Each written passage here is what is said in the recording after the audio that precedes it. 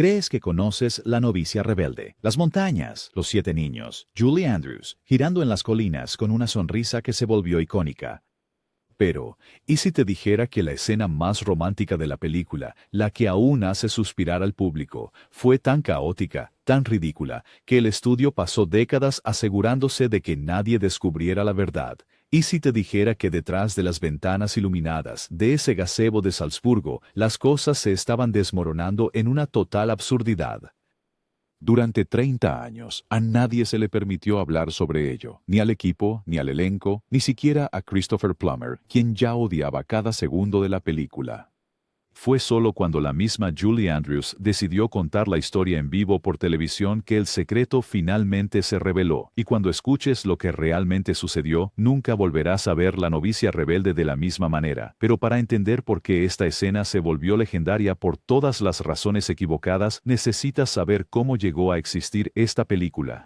Porque mucho antes de las risas, mucho antes de los abucheos, mucho antes de las interminables tomas fallidas dentro de ese senador, La novicia rebelde nunca debió existir en primer lugar. Todo comenzó en 1949, cuando Maria von Trapp publicó la historia de The Trapp Family Singers, un libro modesto sobre la fuga de su familia de Austria. Se leyó discretamente, pero no se esperaba que encendiera un imperio. A mediados de la década de 1950, un productor alemán compró los derechos de la película por solo $9,000, una suma que Maria consideró decente en ese momento. Lo que no se dio cuenta fue que esencialmente había cedido el control de la historia de su propia vida. Se hicieron 2 películas en alemán basadas en sus memorias. Se convirtieron en éxitos masivos en la Europa de posguerra, rompiendo récords en Alemania, Austria e incluso en América Latina. Pero cuando los estudios estadounidenses los vieron, se rieron. Los críticos los llamaron torpes, mal hechos y de aficionados. Hollywood no estaba interesado, al menos no hasta que un veterano de Broadway intervino. Vincent J. Donahue, un director ganador del premio Tony, vio algo que otros no vieron. Sí, las películas alemanas eran torpes. Sí, los valores de producción eran baratos. Pero debajo de todo, había una historia que él sabía que podría resonar en un escenario mucho más grande. No la presentó como una película. En cambio, fue audaz. Les dijo a los productores, no pueden hacer de esto una película. Tienen que hacer un musical para Mary Martin. Esa única decisión cambiaría la historia. Mary Martin ya era una reina de Broadway, adorada por Peter Pan y South Pacific. Con su esposo, el productor Richard Halliday, ella misma localizó a Maria von Trapp. No fue fácil. Para entonces, María estaba haciendo trabajo misionero en Papúa Nueva Guinea con el padre Wasner. Las cartas de Halliday la seguían de una estación misionera a otra, y María las seguía rompiendo. No estaba interesada en Broadway, no estaba interesada en la fama. Quería ayudar a la gente, pero el destino tenía otros planes. Cuando María finalmente regresó a los Estados Unidos en barco, Richard Halliday la estaba esperando en el muelle de San Francisco, con boletos en mano. La llevó a ver a Mary Martin en Annie Get Your Guns. María estaba impresionada, pero tenía malas noticias. Ya había vendido sus derechos a los alemanes. Aún así, les dijo, están bienvenidos a intentarlo. Ese intento se convertiría en uno de los mayores triunfos de Broadway. Al principio, el plan era usar canciones folclóricas austríacas con solo unas pocas melodías nuevas añadidas. Pero cuando se acercaron a Richard Rodgers y Oscar Hammerstein para que contribuyeran con 1 o 2 canciones, se negaron. No querían añadir unos pocos números de Broadway a una banda sonora europea. Querían escribir todo, de principio a fin. Los productores dudaron, pero al final estuvieron de acuerdo. Cuando finalmente se levantó el telón el 16 de noviembre de 1959, The Sound of Music se convirtió en una sensación instantánea. Mary Martin interpretó a María, Theodore Bikel interpretó al capitán von Trapp, y el público no podía tener suficiente. Costó $400,000 montarlo, una fortuna en ese momento, pero las ventas anticipadas de boletos alcanzaron los millones. El espectáculo se presentó durante casi 1,500 funciones. Martin solo faltó una noche. Hollywood ya no pudo ignorarlo. La guerra de ofertas por los derechos de la película comenzó, y 20th Century Fox salió ganando, pagando $1,250,000 para un estudio casi en bancarrota por Cleopatra. Esto fue una apuesta desesperada. Necesitaban un milagro. Desde el principio, nada sobre The Sound of Moose. La adaptación cinematográfica musical fue fluida. Julie Andrews, recién ignorada por My Fair Lady, un papel que había originado en Broadway, estaba en el limbo. Hollywood la veía como demasiado sencilla, no lo suficientemente glamorosa para la pantalla. Pero entonces, el director Robert Wise vio metraje temprano de Mary Poppins. Se dirigió a su guionista y dijo, «La necesitamos, antes de que alguien más la contrate». Julie aceptó, por una tarifa fija de $225,000. Sin regalías, sin porcentaje de ganancias, solo un cheque. Fue una decisión de la que Fox se arrepentiría durante décadas. La película llegó a ganar cientos de millones, mientras Julie no vio nada más allá de esa suma inicial. No fue más fácil elegir al capitán Von Trapp. Christopher Plummer dijo que no una y otra vez. Pensaba que el papel era aburrido y sin vida. Se burló del guión, exigió reescrituras y le dijo al director que quería más pasión, más ingenio y una canción personal. Aún así, Robert Wise persistió.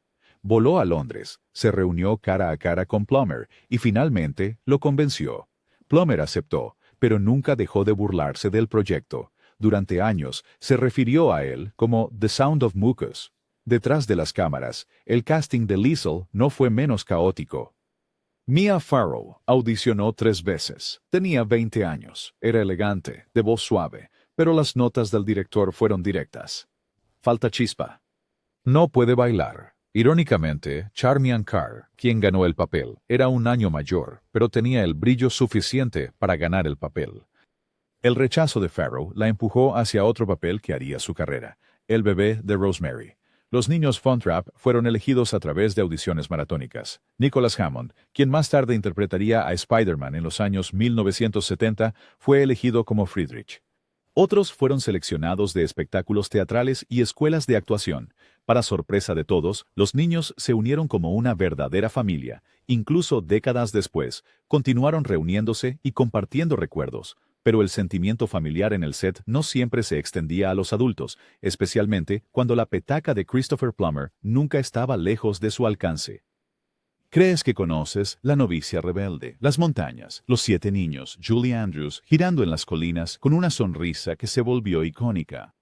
Pero, ¿y si te dijera que la escena más romántica de la película, la que aún hace suspirar al público, fue tan caótica, tan ridícula, que el estudio pasó décadas asegurándose de que nadie descubriera la verdad? ¿Y si te dijera que detrás de las ventanas iluminadas de ese gazebo de Salzburgo, las cosas se estaban desmoronando en una total absurdidad? Durante 30 años, a nadie se le permitió hablar sobre ello.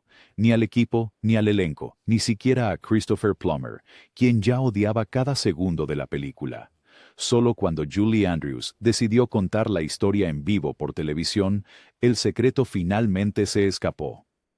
Y cuando escuches lo que realmente sucedió, nunca volverás a ver La novicia rebelde de la misma manera. Pero para entender por qué esta única escena se volvió legendaria por todas las razones equivocadas, necesitas saber cómo se hizo esta película. Porque mucho antes de las risas, mucho antes de los abucheos, mucho antes de las interminables tomas fallidas dentro de ese senador, La novicia rebelde nunca debió existir en primer lugar. Todo comenzó en 1949, cuando Maria von Trapp publicó La historia de los cantantes de la familia Trapp, un libro modesto sobre la huida de su familia de Austria. Fue leído discretamente, pero no se esperaba que encendiera un imperio. A mediados de la década de 1950, un productor alemán compró los derechos de la película por solo $9,000, una suma que María consideró decente en ese momento. Lo que no se dio cuenta fue que, esencialmente, había cedido el control de la historia de su propia vida. Se hicieron 2 películas en alemán basadas en sus memorias. Se convirtieron en éxitos masivos en la Europa de posguerra, rompiendo récords en Alemania, Austria e incluso en América Latina. Pero cuando los estudios estadounidenses las vieron, se rieron. Los críticos los llamaron torpes, mal hechos y de aficionados. Hollywood no estaba interesado, al menos no hasta que un veterano de Broadway intervino. Vincent J. Donahue, un director ganador del premio Tony, vio algo que otros no vieron. Sí, las películas alemanas eran torpes. Sí, los valores de producción eran baratos. Pero debajo de todo, había una historia que él sabía que podía resonar en un escenario mucho más grande. No lo presentó como una película. En cambio, fue audaz. Les dijo a los productores, no pueden hacer de esto una película. Tienen que hacer un musical para Mary Martin. Eso es, Una sola decisión cambiaría la historia. Mary Martin ya era una reina de Broadway, adorada por Peter Pan y South Pacific. Con su esposo, el productor Richard Halliday, ella misma localizó a Maria von Trapp. No fue fácil. Para entonces, María estaba haciendo trabajo misionero en Papúa Nueva Guinea, con el padre Wasner. Las cartas de Halliday la seguían de una estación misionera a otra, y María la seguía rompiendo.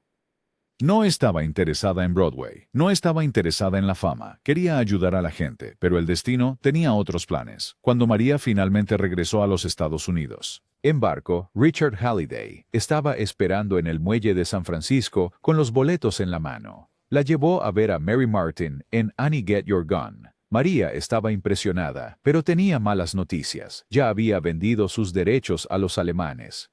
Aún así, les dijo, pueden intentarlo si quieren. Ese intento se convertiría en uno de los mayores triunfos de Broadway. Al principio, el plan era usar canciones folclóricas austríacas con solo un puñado de nuevas melodías añadidas, pero cuando se acercaron a Richard Rodgers y Oscar Hammerstein para que contribuyeran con una o dos canciones, ellos se negaron. No querían añadir unos pocos números de Broadway a una banda sonora europea. Querían escribir todo, de principio a fin. Los productores dudaron, pero al final estuvieron de acuerdo. Cuando finalmente se levantó el telón, el 16 de noviembre de 1959, The Sound of Music se convirtió en una sensación instantánea. Mary Martin interpretó a María, Theodore Bikel interpretó al Capitán von Trapp, y el público no podía tener suficiente. Costó $400,000 montarlo, una fortuna en ese momento, pero las ventas anticipadas de boletos alcanzaron los millones. El espectáculo se presentó durante casi 1,500 funciones. Martin solo faltó una noche. Hollywood ya no pudo ignorarlo. La guerra de ofertas por los derechos de la película comenzó y 20th Century Fox salió ganando, pagando $1,250,000. Para un estudio casi en bancarrota por Cleopatra, esto fue una apuesta desesperada.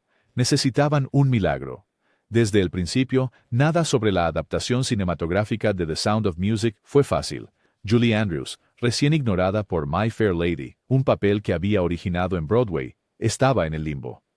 Hollywood la veía como demasiado sencilla, no lo suficientemente glamorosa para la pantalla. Pero entonces, el director Robert Wise vio las primeras imágenes de Mary Poppins, se volvió hacia su guionista y dijo, «La necesitamos, antes de que alguien más la contrate». Julie aceptó por una tarifa fija de $225,000. Sin regalías, sin porcentaje de ganancias, solo un cheque. Fue una decisión que Fox lamentaría durante décadas. La película llegó a ganar cientos de millones, mientras que Julie no vio nada más allá de esa suma inicial. El Capitán von Trapp no fue más fácil de elegir. Christopher Plummer dijo que no una y otra vez.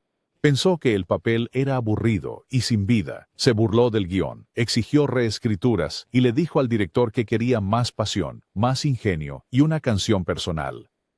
Aún así, Robert Wise persistió. Voló a Londres, se reunió cara a cara con Plummer y finalmente lo convenció. Plummer aceptó, pero nunca dejó de burlarse del proyecto. Durante años, se refirió a ella como The Sound of Mucus. Detrás de las escenas, el casting de Liesl no fue menos caótico. Mia Farrow audicionó 3 veces. Tenía 20 años, era elegante, de voz suave, pero las notas del director fueron directas. Carece de chispa, no puede bailar. Irónicamente, Charmian Carr, quien ganó el papel, era un año mayor, pero tenía el brillo suficiente para obtener el papel. El rechazo de Farrow la empujó hacia otro papel que definiría su carrera, El bebé de Rosemary. Los niños Von Trapp fueron elegidos a través de audiciones maratónicas. Nicholas Hammond, quien más tarde interpretaría a Spider-Man en los años 1970, fue elegido como Friedrich. Otros fueron seleccionados de espectáculos teatrales y escuelas de actuación. Para sorpresa de todos, los niños se unieron como una verdadera familia. Incluso, décadas después, continuaron reuniéndose y compartiendo recuerdos, pero el sentimiento familiar en el set no siempre se extendía a los adultos, especialmente cuando la petaca de Christopher Plummer nunca estaba lejos de su alcance. Para cuando La novicia rebelde se estrenó en marzo de 1965, los ejecutivos de Fox estaban sudando la gota gorda. Habían invertido millones en una película que los críticos ya estaban descartando por ser demasiado dulce y pasada de moda. Se suponía que los musicales estaban muriendo, no liderando las taquillas, pero lo que sucedió después, Blind Saw, dentro de Hollywood. Al público no solo le gustó la película, la devoraron. Las familias hacían fila alrededor de las cuadras. La gente volvía a verla 2, 3, incluso 10 veces. En una era sin streaming ni video casero, las repeticiones lo significaban todo. Para finales de 1966, The Sound of Music había recaudado $286 millones a nivel mundial. Para poner eso en perspectiva, esa cifra no estaba ajustada por inflación, eran dólares reales de los años 1960. La película no solo tuvo éxito, destronó a Lo que el viento se llevó, que había sido el campeón indiscutible de taquilla durante casi 3 décadas. Y no fue solo en América. La novicia rebelde vendió más de 283 millones de entradas en todo el mundo. Eso significaba que casi una de cada 12 personas vivas en ese momento había visto la película. Europa, Asia, África. El idioma no importaba. Personas que no podían hablar una palabra de inglés salían de los cines tarareando Do, Re, Mi. Para un estudio al borde del colapso, fue una salvación. Para Julie Andrews, que había aceptado un pago fijo de $225,000 sin regalías, fue agridulce. Los ejecutivos de Fox hicieron fortunas. Andrews no ganó nada más allá de su cheque. La temporada de premios selló su legado. En 1966, The Sound of Music ganó 5 premios de la Academia: Mejor Película, Mejor Director, Mejor Sonido, Mejor Edición y Mejor Banda Sonora.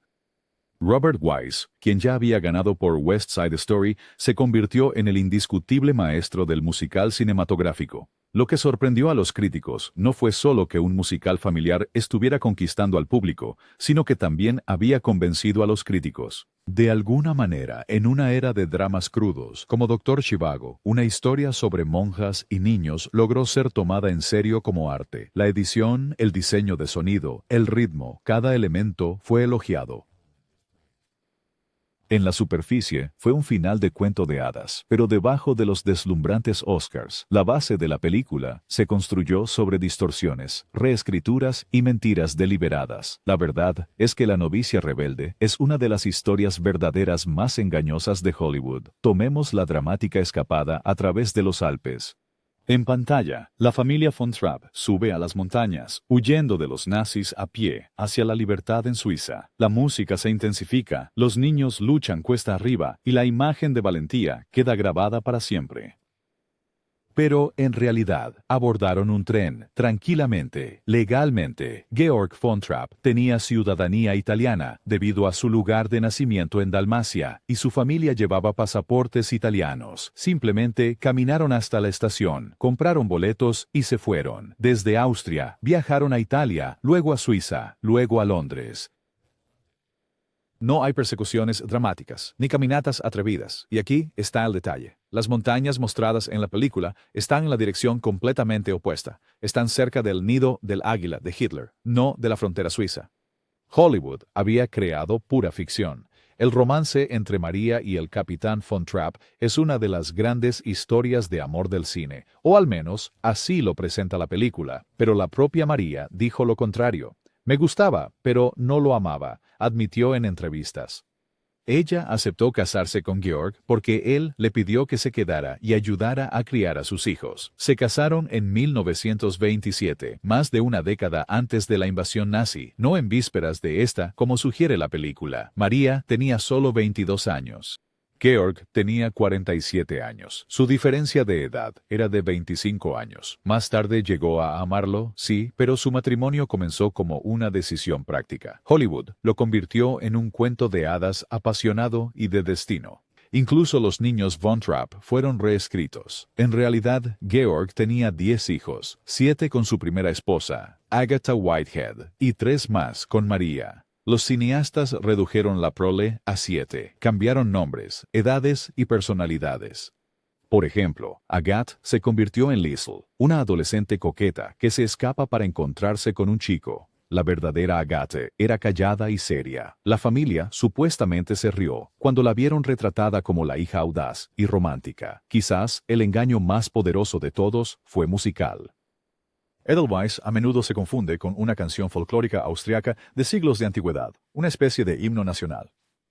Incluso el presidente Ronald Reagan lo citó en 1984 como si fuera un himno patriótico, pero la verdad, Rodgers y Hammerstein lo escribieron en 1959. No era una tradición, ni siquiera era austríaca. Fue creada para sonar auténtica, una ilusión musical de herencia y despedida. También resultó ser la última canción que Oscar Hammerstein escribió antes de su muerte. Para los austríacos, la falsedad era obvia, pero para el público internacional, la ilusión era perfecta. Millones creyeron que estaban escuchando un antiguo himno cultural. No todos en Salzburgo estaban ansiosos por dar la bienvenida a Fox. El Teatro de Marionetas de Salzburgo, fundado en 1913 y reconocido por la UNESCO por su arte, fue contactado para proporcionar marionetas para la secuencia del Pastor Solitario. ¿Su respuesta? No queremos ser parte de una película de Hollywood de mal gusto. Irónicamente, décadas después, montarían su propia versión de marionetas de The Sound of Music para capitalizar el auge turístico que la película creó. Otros lugareños estaban enojados no por la música, sino por la historia. La película retrataba a Austria como una víctima pura de la agresión nazi, ignorando su propia dictadura autoritaria de los años 1930. Ese régimen pudo haber estado en contra de Hitler, pero también era represivo y antidemocrático. Los residentes de Salzburgo sintieron que su compleja historia había sido reducida a un cuento de hadas. Nicholas Hammond, quien interpretó a Friedrich, admitió más tarde: la ciudad no nos quería allí. No dieron ninguna ayuda a la producción. Para ellos, la versión de Hollywood de Salzburgo no era su verdad. Quizás el giro más cruel de todos fue lo que le sucedió a la propia María. La película se basó en sus memorias, su vida, sus hijos, pero como había vendido los derechos años antes, no tuvo voz en la producción de Hollywood. No le pidieron su opinión, ni siquiera fue invitada al estreno de 1965. Cuando preguntó por entradas, le dijeron que no quedaban. Imagina estar afuera de un teatro donde tu propia historia de vida se celebra en la pantalla sin ti. María no ganó dinero con la película estadounidense, a pesar de que se convirtió en una de las películas más taquilleras de todos los tiempos. Su historia había sido tomada, pulida, reescrita y vendida de nuevo al mundo sin su nombre en los créditos. Mientras tanto, Julie Andrews continuó su silenciosa guerra contra la dulzura. Cada vez que una escena se inclinaba demasiado hacia la sentimentalidad, ella se resistía. Quería que María fuera creíble, una mujer de convicción, no una caricatura azucarada. Mientras ella luchaba por el realismo, los ejecutivos de Fox luchaban contra la ruina financiera. Los retrasos por lluvia habían inflado los costos. Las facturas de hoteles y catering se dispararon. Los miembros del equipo estuvieron inactivos durante semanas. Los rumores en Los Ángeles eran brutales. Si La novicia rebelde fracasaba, el estudio se iría a la quiebra. La ironía es asombrosa. Una película ridiculizada por su propia estrella, resistida por su entorno y descartada por los críticos, se convirtió en la misma película que salvó a su estudio y conquistó el mundo. Pero el éxito no borró los recuerdos prohibidos. Para el elenco y el equipo, el sonido que los perseguía no era música. Eran las frambuesas dentro de ese gazebo de Salzburgo. Antes de que Robert Wise tocara La novicia rebelde, se suponía que el legendario William Wyler iba a dirigirla. Wyler era un gigante. Había ganado premios Oscar por La señora Miniver y Ben-Hur. Su nombre por sí solo podía silenciar a los críticos. A principios de 1963, Wyler incluso renunció a la junta directiva de Fox para evitar conflictos de interés mientras preparaba la película. Así de serio parecía, pero desde el principio Wyler estaba inquieto. No le gustaba el musical de teatro. Las canciones se sentían antinaturales. La historia le parecía empalagosa. Se sentó en un teatro de Nueva York viendo a Mary Martin cantar Do Re Mi y My Favorite Things, y se fue negando con la cabeza. Les dijo a sus colegas: simplemente no encaja. Peor aún, Wyler estaba perdiendo lentamente la audición. Para un hombre a punto de dirigir un musical, era desastroso. Encontró su escape en otro proyecto, The Collector, basado en la novela de John Fowles. Oscuro, retorcido, psicológico, exactamente su estilo. Le pidió a la familia Zanuck, que entonces dirigía a Fox, que lo dejara ir. Ellos aceptaron, dando a la prensa una excusa segura: conflictos de agenda. En realidad, Wyler se había marchado. Eso dejó a Fox en apuros. En el último momento, contrataron a Robert Wise. Wise, quien ya había codirigido West Side Story, intervino y reformuló todo el proyecto. Si Wyler se hubiera quedado, La novicia rebelde podría haber sido muy diferente. Caballero, quizás más oscuro, más melancólico y menos mágico. En cambio, el destino le dio la película a un hombre que creía en su esencia. Mientras Wise luchaba contra los nervios del estudio y el fantasma de Wyler, Julie Andrews estaba luchando contra las montañas mismas. Esa escena giratoria en el Prado puede parecer sin esfuerzo, pero se convirtió en una de las filmaciones más agotadoras de su carrera. Cada vez que el helicóptero descendía, su viento la aplastaba contra el pasto. Fue derribada 6, 7 veces, magullada y sucia, antes de que la toma finalmente funcionara. No solo estaba exhausta, estaba furiosa. Se veía mágico, dijo años después, pero se sentía como un ataque. Julie también libró una batalla con el guión. Rogó a Wise que cortara los diálogos excesivamente dulces. Le pidió a Christopher Plummer, su coestrella reacia, que diera realismo a sus escenas. Ella estaba aterrorizada de que la película se convirtiera en una parodia. Su perfeccionismo molestó a algunos, pero cuando el público más tarde elogió su actuación por ser cálida pero nunca empalagosa, quedó claro que los instintos de Julie habían salvado el equilibrio de la película. Si Andrews lo tuvo difícil, Kim Carrot, la pequeña Gretel, casi no sobrevivió al rodaje. La famosa escena del bote, donde los niños caen al lago, había sido planeada como una diversión inofensiva, pero momentos antes de filmar, advirtieron a Julie Andrews: Kim no sabe nadar. El plan era simple.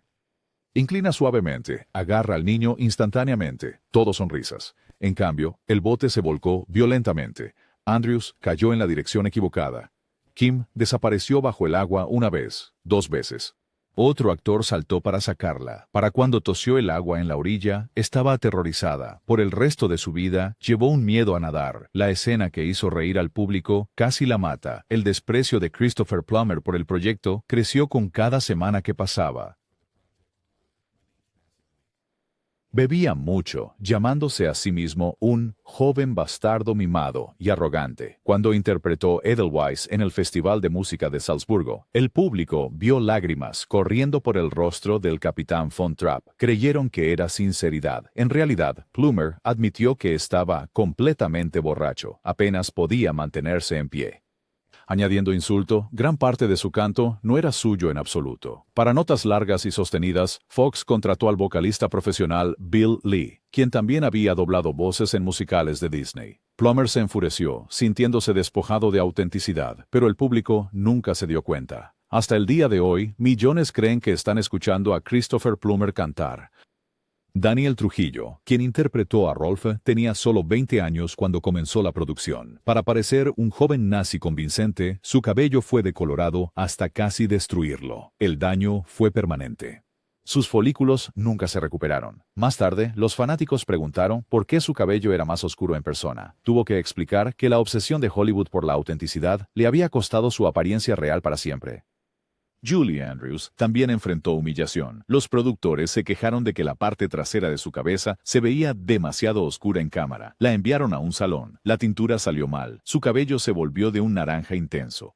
En pánico, los estilistas lo cortaron corto y lo tiñeron de rubio. Andrews luego bromeó diciendo que el look platino la hacía sentir más austriaca. En ese momento, estaba mortificada. La lluvia nunca cesó. Nicholas Hammond recordó: fue la peor primavera que Salzburgo había visto en 50 años. Se llevaron enormes luces de arco al lugar solo para simular la luz del sol. Los errores de continuidad aumentaron a medida que los niños crecían a mitad de rodaje. El mismo Hammond creció de 5 pies, 3 pulgadas, a casi 6 pies. En algunas escenas, él iba descalzo solo para parecer más bajo. Otra actriz perdió sus dientes de leche y tuvo que usar postizos. La ilusión de la infancia eterna se desmoronó bajo el clima implacable y la biología, y luego vino la escena que todos tenían prohibido mencionar. El momento romántico en el kiosco se suponía que iba a ser perfecto. Julie Andrews y Christopher Plummer de pie bajo la luz de la luna resplandeciente, confesando amor, el clímax del romance. Pero las enormes luces de arco de carbono, utilizadas para crear el resplandor de ensueño, emitían un ruido horrible, no un zumbido, no un murmullo, un ruido de frambuesa. Un largo, húmedo y grosero pedorreta. Cada vez que Plummer susurraba, «María, te amo», las luces soltaban otra. Andrews intentaba mantener la compostura, nariz con su coprotagonista. Se echaban a reír una y otra vez. 20 tomas fallaron. Horas. Desperdiciado. Robert Wise, exasperado, desechó las luces. Ordenó que la escena se filmara en silueta contra las ventanas iluminadas del gazebo. Las sombras ocultaron su risa. Las frambuesas desaparecieron.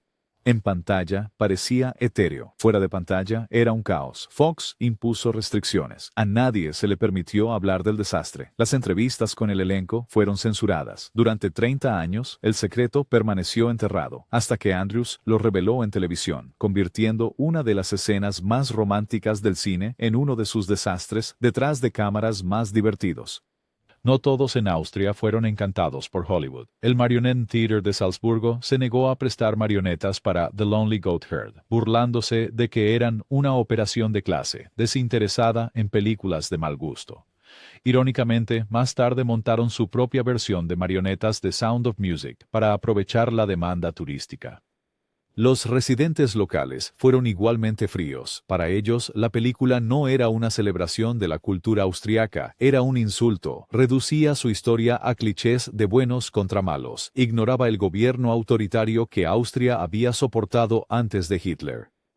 Lo pintó como una nación víctima inocente. Nicholas Hammond admitió décadas después: el pueblo no nos quería allí. No ofrecieron ayuda. ¿Y qué pasó con Maria von Trapp, la mujer cuya vida había iniciado toda esta saga? Fue borrada, porque había vendido sus derechos en la década de 1950. No tenía derecho a las ganancias de Hollywood. No fue invitada al estreno. Cuando preguntó, le dijeron que no quedaban asientos. Su historia se había convertido en la historia del mundo, pero su nombre estaba ausente. Había sido excluida del cuento de hadas de su propia vida. A finales de la década de 1960, La novicia rebelde no solo era un éxito, era un fenómeno cultural. Desde Nueva York hasta Tokio, el público cantaba Do Re Mi en idiomas que ni siquiera hablaban. Las familias iban al cine una y otra vez. En algunos pueblos, la película se proyectó durante más de un año sin parar. El turismo a Salzburgo explotó. Lugares como los jardines de Mirabel, la abadía de Nürnberg y el prado donde Andrews giraba se convirtieron en santuarios. Los hoteles se llenaron de visitantes ansiosos por seguir los pasos de María. Nació una industria local. Los guías crearon tours de The Sound of Music, aprovechando la misma producción que muchos austriacos alguna vez habían resentido. Y sin embargo, mientras millones veían la película como pura alegría, aquellos que trabajaron en ella recordaban algo más oscuro. Agotamiento, secretismo y la humillación de los errores ocultos tras el brillo de Hollywood. Nadie expresó esa amargura más fuerte que Christopher Plummer. Durante décadas ponía los ojos en blanco ante la mera mención de la película. La ridiculizaba en entrevistas, burlándose de su sentimentalismo. Bromeaba sobre azotar un caballo muerto cada vez que interpretaba al capitán von Trapp. Incluso cuando los fans le suplicaban que cantara Edelweiss, él lo ignoraba. Admitió que interpretar a von Trapp fue el papel más difícil que he tenido, no porque fuera desafiante, sino porque tenía que fingir que le importaba. Detrás del uniforme elegante y las expresiones severas había un actor que pensaba que estaba atrapado en algo empalagoso. Plummer bebió mucho durante la producción. En sus memorias, confesó que escenas que el público adoraba, como el concierto de despedida de la familia, fueron realizadas mientras estaba completamente borracho. Lo que los fans vieron como lágrimas genuinas eran, en sus palabras, impulsadas por el alcohol. Durante años, se negó incluso a ver la película. La llamó demasiado empalagosa e insoportablemente sentimental. Y sin embargo, en un extraño giro del destino, la película que odiaba se convirtió en la que lo definió. No fue hasta más tarde en su vida, mucho después de que audiencias globales la coronaran como una de las mejores películas jamás hechas, que Plummer se suavizó. Admitió que quizás había sido demasiado duro, que la película había logrado algo extraordinario a su manera, pero incluso entonces nunca se deshizo del apodo The Sound of Mucus. Para Julie Andrews, la película fue tanto una bendición como una trampa. Saliendo de su actuación ganadora del Oscar en Mary Poppins, La novicia rebelde la consolidó como la nueva reina de Hollywood.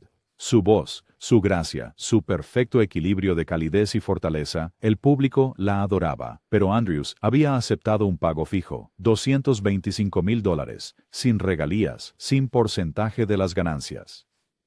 Mientras tanto, La novicia rebelde llegó a ganar cientos de millones, salvando a Fox de la bancarrota y convirtiéndose en una de las películas más exitosas de todos los tiempos. Mientras los ejecutivos de Fox contaban las ganancias, Andrews pasó a nuevos papeles, pero la sombra de Maria von Trapp la seguía. Los estudios la veían como eternamente pura. El papel más arriesgado que anhelaba se le escapó. Una vez bromeó: a veces desearía que me hubieran pagado en regalías en lugar de cumplidos. Su perfeccionismo en el set había dado sus frutos. El público nunca encontró la película demasiado dulce, pero fuera de la pantalla le costó la libertad de escapar de la imagen de la niñera y monja cantante. Durante décadas, Fox trabajó arduamente para enterrar los desastres: el fiasco del gazebo, nunca mencionado; los moretones de helicóptero de Julie Andrews, ignorado; el casi ahogamiento de Gretel, silenciado. Las ruedas de prensa estaban estrictamente controladas. Se advirtió a los miembros del elenco: no hablen de errores, no admitan problemas. Mantén viva la ilusión. Y durante 30 años lo hicieron. Luego vino Julie Andrews. En entrevistas durante la década de 1990, ella comenzó a decir la verdad. Con su característico humor, describió estar nariz con Christopher Plummer, tratando de besarse mientras las luces de arco de carbono hacían ruidos de pedos a su alrededor. Se rió al contar 20 tomas fallidas, horas de tiempo perdido y un director que finalmente levantó las manos en señal de desesperación. El público quedó sorprendido. La escena más tierna de la película, el momento en que María y el capitán se enamoran, había nacido del caos y la risa. La toma de silueta que los fans adoraban existía solo porque el set era imposible de usar. La franqueza de Andrews rompió el dique. Otros miembros del reparto comenzaron a compartir sus propios recuerdos. Plummer admitió su consumo de alcohol. Nicholas Hammond describió la lluvia interminable. Charmian Carr habló de resbalarse y lesionarse durante 16 Going on 17. Poco a poco, la ilusión pulida se resquebrajó. Incluso cuando la verdad salió a la luz, los mitos se aferraron a La novicia rebelde. El público todavía creía que Edelweiss era una canción nacional. Todavía imaginaban a los Von Trapp escalando montañas hacia la libertad. Todavía pensaban que María se había casado con Georg por amor apasionado. La realidad no tenía oportunidad contra la máquina de contar historias de Hollywood. Los mismos Von Trapp a menudo se reían de las inexactitudes de la película. Recorrieron América como cantantes, diciendo a las multitudes: no cruzamos los Alpes, tomamos un tren, pero a nadie le importaba. La gente quería el cuento de hadas. Incluso el presidente Reagan una vez citó Edelweiss en una cena de Estado creyendo que era una tradición austriaca. Cuando los austriacos señalaron el error, los estadounidenses se encogieron de hombros. La ilusión era más fuerte que la verdad. ¿Y qué del senador? Las frambuesas prohibidas. Una vez que Andrews reveló el secreto, se convirtió en una anécdota favorita de los fanáticos. Los espectadores volvieron a ver la escena de las siluetas con nuevos ojos, imaginando a los actores doblados de risa justo más allá de las sombras. Lo que una vez fue la mayor vergüenza de Fox se convirtió en parte del encanto de la película, prueba de que incluso la perfección en pantalla se construyó a partir de la imperfección detrás de ella. Plummer puede haberla detestado. Andrews pudo haber sufrido por ello. El equipo pudo haber estado a punto de ahogarse en lluvia y costos, pero el resultado fue innegable. Una película que conquistó el mundo, reescribió la historia del cine y se negó a morir. A primera vista, La novicia rebelde parece pura magia. Una familia alegre, un padre severo suavizado por el amor, una monja que encuentra su voz y canciones que nunca se desvanecen. Pero detrás del telón, la verdad era mucho más extraña. Un protagonista borracho, niños casi ahogándose, desastres capilares, moretones, sol falso y luces que hacían ruidos de pedos durante un beso. Durante décadas, el estudio lo enterró todo. La película tenía que parecer impecable, la ilusión tenía que preservarse, y para millones de fanáticos funcionó. La magia se mantuvo, pero ahora conoces la verdad. Sabes que la escena más romántica de La novicia rebelde, la que hizo que los corazones se hincharan durante medio siglo, nació del caos, el ruido y la risa incontrolable. Quizás esa sea la verdadera magia. No la perfección, sino el desorden detrás de ella. No el sonido de la música, sino el sonido que nadie debía escuchar.